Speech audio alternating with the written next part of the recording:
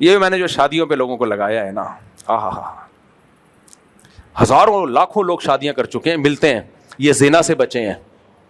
اور خدا کی قسم ان کا زنا سے بچنے پر مجھے اتنی خوشی نہیں ہوتی. انہوں نے جن لڑکیوں سے نکاح کر کے ان کو زنا اور ڈپریشن سے بچایا وہ زیادہ بڑی نیکی ہے. ہماری خانقاہوں میں ہو کیا رہا ہے؟ ہمارے بزرگان دین جو ہمارے لیے قابل اعتماد ہیں وہ کیا کر رہے ہیں؟ وہ زنا سے روکنے کے لیے وظیفے بتاتے ہیں، ذکر بتاتے ہیں، نظر کی حفاظت، ٹک ٹاک سے بچنا، فلموں سے بچنا. پھر وہ آتے پھر بھی ان سے ہو جاتا ہے گناہ.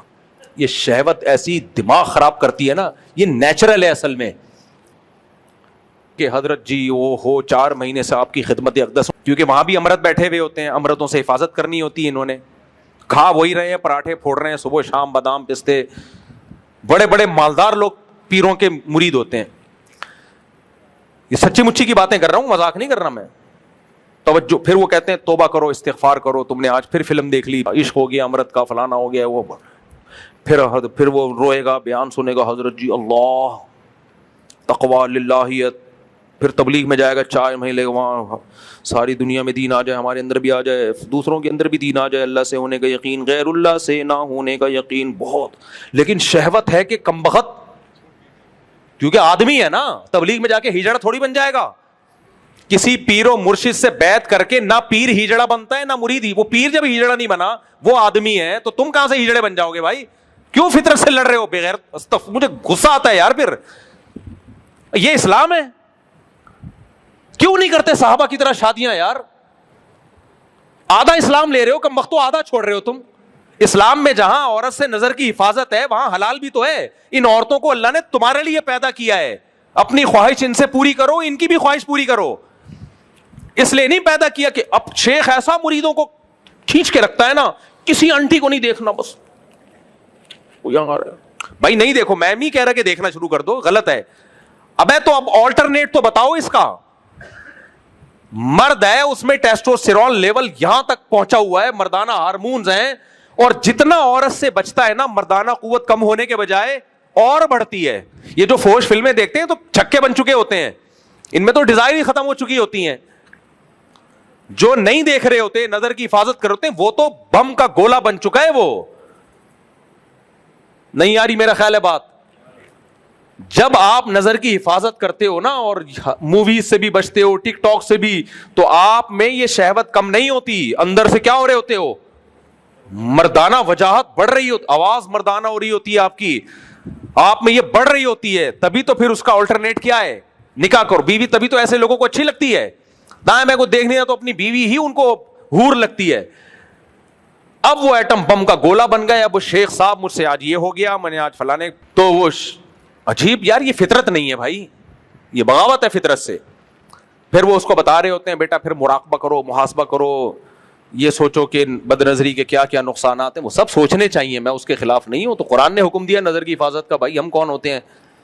تو یہ ساری چیزیں ہوتے ہوتے، ابے بھائی تیری مریدنی بھی، وہ بھی نظر کی حفاظت میں ٹائم لگا رہی ہے، ٹینشن میں اٹھی ہوئی ہے. تیرا مرید بھی سیدھا سیدھا چماٹ مار کے اس کو بول تو اس سے شادی کر لے، تو اس سے شادی کر لے، ختم. فوراً کہتے ہیں اکنامیکلی مسائل ہیں، 2 بیویوں کو پالنا مشکل ہے، کھلائے گا کہاں سے؟ یہ جو خانقاہ میں تمہارا ایک سیٹھ مرید درجنوں لوگوں کو فری پھوکٹ کی بریانیاں کھلا رہا ہے، اس کو بول ان کو مت کھلاؤ، یہ مسٹنڈوں کی گردنیں موٹی ہو چکی ہیں فری پھوکٹ کا کھا کھا کے. جا کے کسی لڑکی سے شادی کر کے اس کو کھلا، اور وہاں اپنی خواہش بھی پوری کر. پھر کوئی اچھی لگ رہی ہے پھر ایک اور شادی کر لے وہاں.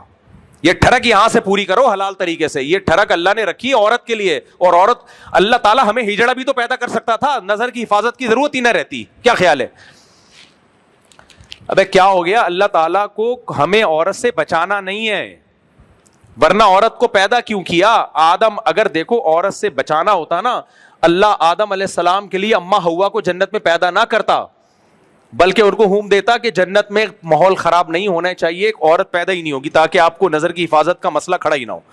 اللہ تعالیٰ نے عورت کو اماں حوا کی شکل میں پیدا کیا تاکہ دونوں کا ملاپ ہو، محبتیں ہوں دونوں میں. تو عورت کو مرد کے لیے، مرد کو عورت کے لیے پیدا کیا گیا ہے، ایک دوسرے سے دور رہنے کے لیے پیدا نہیں کیا گیا. تو اس کا حل یہ نہیں ہے کہ اتنے محاسبے، مراقبے اور اتنی ٹینشنوں میں بندے کو ڈالا جائے، چماٹے مار مار کے بغیرتوں کی کیا کراؤ، ان مسٹنڈوں کی شادی کراؤ.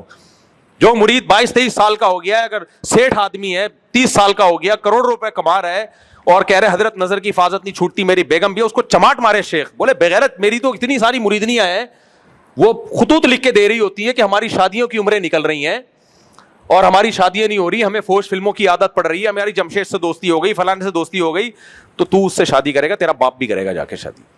باپ سے مراد تو کرے گا شادی. چماٹ مار کے پیر صاحب کیا کروائیں. اور جب شادی ہو جائے گی تو مریدنی خط لکھنا چھوڑ دے گی کہ مجھے نظر کی, وہ کہے گی بھائی میری ڈیزائرز پوری ہو گئی ہیں, مجھے اولاد بھی مل گئی ہے. تو یہ نیچرل نہیں ہے جو خانقاہوں میں چل رہا ہے. پیر صاحب کتنے واقعات ہیں, میں نہیں کہہ رہا سارے پیر, زیادہ تر تو نیکی ہوتے ہیں, پیر صاحب خود انوالو ہو جاتے ہیں, پکڑے جاتے ہیں, کھا وہی رہے ہیں, مرغے پھوڑ رہے ہیں, مراقبہ میں مریدنیاں بھی خوبصورت بھی ہوتی ہیں اس میں, بازوں کی آوازیں بڑی, پیر صاحب کو جب فون کرتی ہیں ہیلو, وہ پیر صاحب کی کا جنازہ نکلنا لگتا ہے, اس میں پیر صاحب پاگل ہو جاتے ہیں, یار یہ کیا ہو گیا. تو کچھ ہوتے ہیں بہت تقوی والے, لیکن اپنے آپ کو اتنی مصیبت میں ڈال کیوں رہے ہو. ایک آسان مثال دیتا ہوں. دیکھو فرض کرو میں پیر ہوں, میرے پاس کوئی مرید آیا, حضرت میرا دل چاہ رہا ہے, وہ روٹیاں پک رہی ہیں, ان کی خوشبو اور وہ بریانیوں کی دیگیں اور وہاں سے کباب پراٹھے, حضرت میں جہاں رہتا ہوں کہیں چپلی کباب بن رہے ہیں, کہیں کوفتے بن رہے ہیں, ماحول تو ایسا ہی ہے نا بھائی, ماحول تو چاروں طرف ایسا ہی, کہیں چپلی کباب, کہیں کوفتے, کہیں بریانیاں, کہیں روٹیاں. حضرت میرے پاس, میں کیا کروں, میرا دل چاہتا ہے میں چوری کر لوں, پھر میں کبھی اس روٹی کو دیکھ رہا ہوتا ہوں, کبھی اس بریانی کو دیکھ کے رال ٹپکا رہا ہوتا ہوں. پیر صاحب کہتے ہیں نظر کی حفاظت کرو. کیا کرو, نظر کی حفاظت. حضرت میں کوشش تو کروں گا, لیکن میرے چاروں طرف ہیں ہی کھانے پینے کے ہوٹل, میں کیسے حفاظت کروں. پھر وہ ہمارے حضرت جی دامت برکاتہم فرمایا کرتے تھے, نظر کی حفاظت جو نہیں کرتا اس کا ایمان چلا جاتا ہے, بے ایمان ہو جاتا ہے, اور بھی بہت کچھ ہو جاتا ہے جو مسجد میں بتانے کا نہیں ہے, یہ ہو جاتا ہے, وہ ہو جاتا ہے. تو پھر وہ آیا, حضرت میں نے توبہ کی تھی, پھر میں کسی کے کباب دیکھ کے دل للچایا, میں نے جا کے دھونے والے کھا لی. کوئی بات نہیں, گناہ گار کی توبہ اللہ قبول کرتا ہے, توبہ کرو. 100 دفعہ توبہ کر کے 100 دفعہ توڑے گا توبہ, پھر مایوس ہونا شروع ہو جائے گا, پھر کہے گا یار 2-4 ہزار میں 2-4 ایسے ہوں گے جو شاید بچ جائیں, 99% وہ چوریوں پہ ہی آ جائیں گے. پیر وہ ہوگا جو صحیح پیر ہوگا نا, وہ کیا ہے گا, تیرے پاس پیسے ہیں کباب کھانے کے, جی حضرت ہیں, چماٹ مارے گا رکھ کے, بغیرت مجھے بھی ٹینشن دی ہوئی ہے, خود بھی ٹینشن, جا 2 کباب خود بھی کھا, اور میں تیرا پیر ہوں 2 میرے لیے بھی لے کے آ. تو میں عقل مند ہوں گا تو کیا کہوں گا, ایک چماٹ لگاؤں گا, بغیرت آدمی تیری جیب میں پیسے ہیں بھائی, اور تو کباب بھی کھا سکتا ہے, پراٹھے بھی کھا سکتا ہے, بریانیاں بھی کھا سکتا ہے, اور 6 انڈے یا 7 انڈے 8 انڈے بھی کھا سکتا ہے, تو پرہیز کیوں کر رہا ہے. اگر تو یہ نہیں کھائے گا تو ہوٹل والوں کا بھی تو نقصان ہوگا نا, ان کی دکانیں بند ہو جائیں گی بیچاروں کی, وہ بھی بیڑا غرق ہو جائے گا.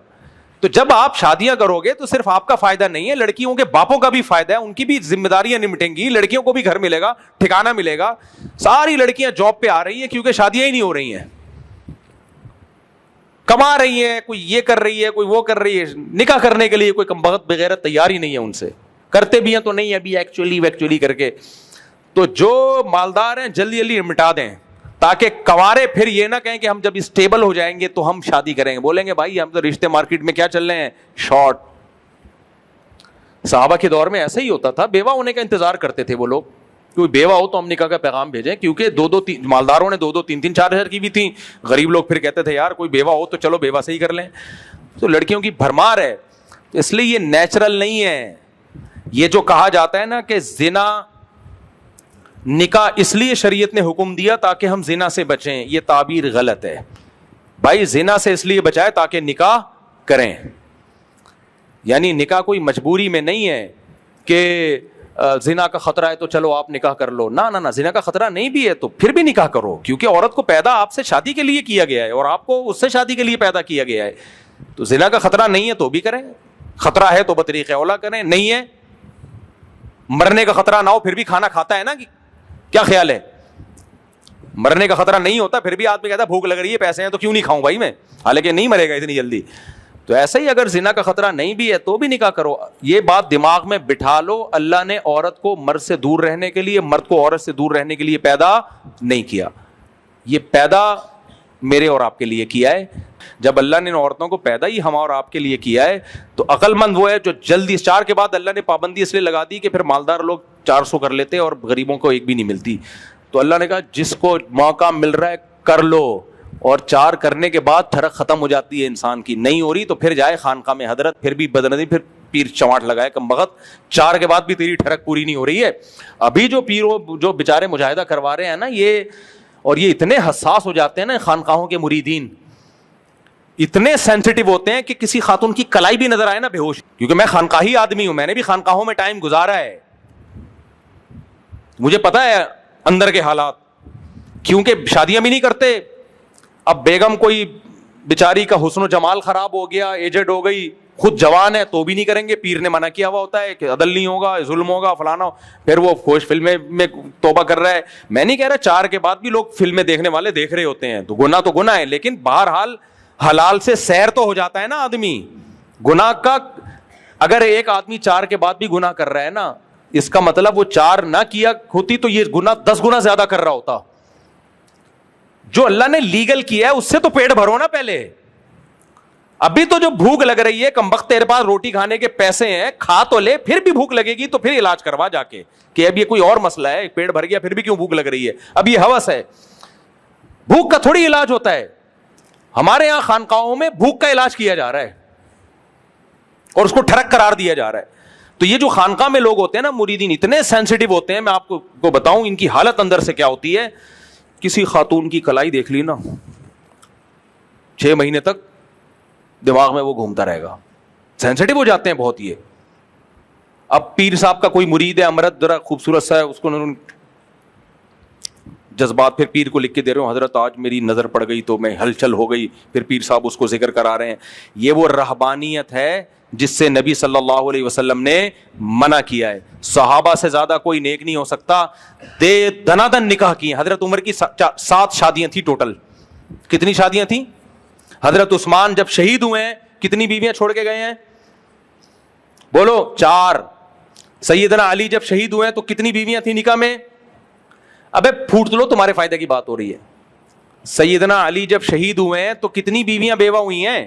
4 بیویاں بیوہ ہوئی ہیں. صرف ابو بکر تھے جو جب شہید انتقال ہوا تو 3 بیویاں تھیں ان کی نکاح میں صرف. مغیرہ ابن شعبہ کا جب انتقال ہوا 4. خالد ابن ولید کا جب انتقال ہوا, بولو, یہ ہم سے یہ والے سیٹ اپ خانقاہی کو نہیں مانتے تھے یہ.